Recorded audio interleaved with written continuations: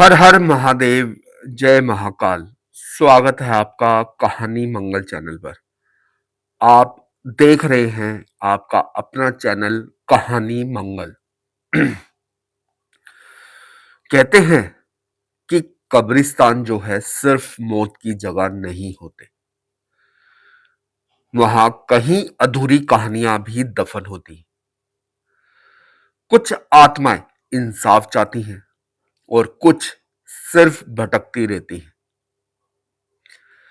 लेकिन कभी कभी ऐसा भी होता है कि वह जो आत्मा भटकती है वो आत्मा किसी की रक्षक भी बन जाती है। आज की कहानी एक ऐसे ही लड़के की है जो एक रात कब्रिस्तान के पास मौत के बहुत करीब पहुंच गया था। अगर उस रात उसे एक रहस्यमय दुल्हन नहीं मिलती तो शायद वह सुबह कभी देख ही नहीं पाता। यह घटना मध्य प्रदेश के एक पुराने जो है वो गांव की है। वहां रहने वाला अंशुमान एक लड़का जो शहर में एक प्रिंटिंग प्रेस में काम करता था।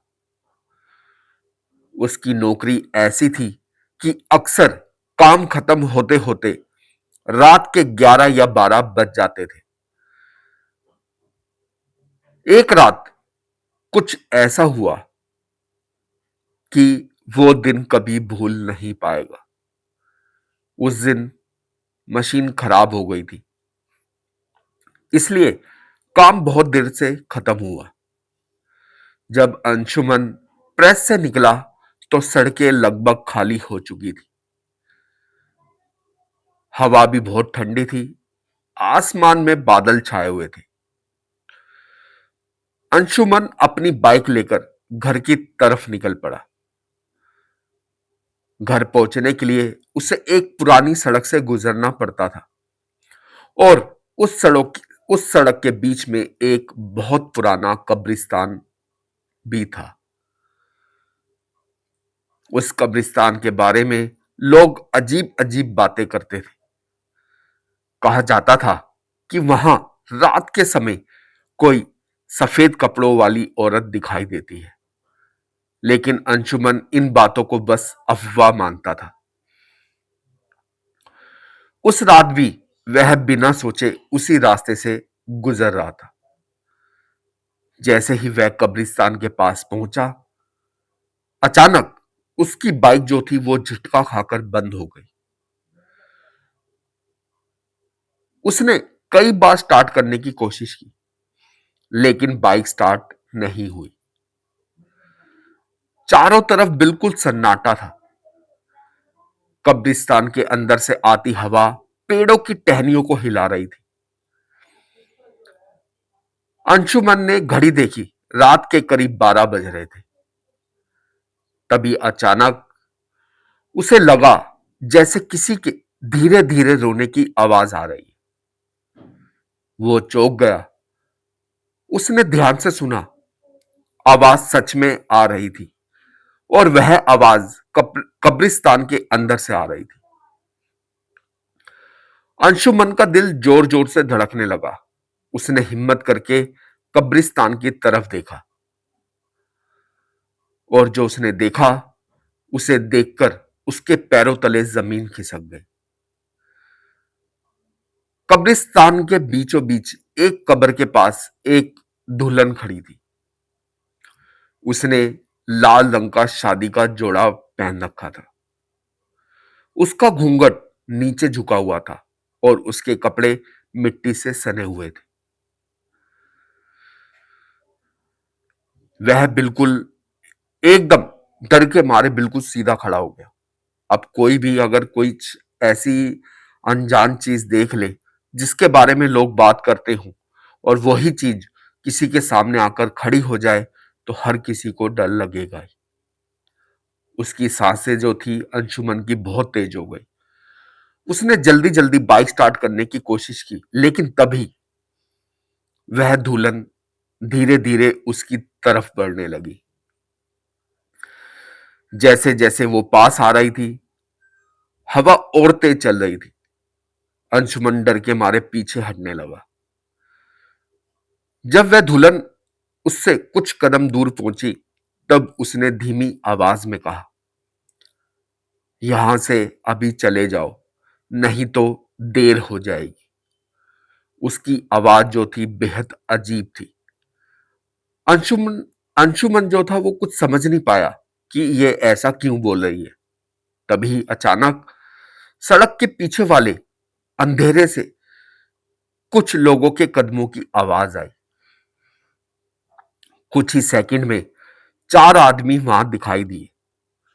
उनके हाथों में चाकू और लोहे की रॉड थी। उनमें से एक आदमी हंसते हुए बोला, आज तो किस्मत खुल गई, अकेला लड़का मिला है। अंशुमन समझ गया कि वे लोग लुटेरे हैं। वह पूरी तरह गिर चुका था, लेकिन तभी वह दुल्हन अचानक उन लोगों की तरफ मुड़ी। अचानक उसका शरीर धीरे धीरे से जमीन से ऊपर उठने लगा। उसका घूंघट अपने आप हट गया। उसका चेहरा देखकर उन लोगों की चीख निकल गई, जिसकी आंखें बहुत भयानक थी और चेहरा मिट्टी और खून से भरा हुआ था। बहुत बहुत ज्यादा भयानक। उसने एक भयानक चीख मारी। कब्रिस्तान के पेड़ जोर जोर से हिलने लगे।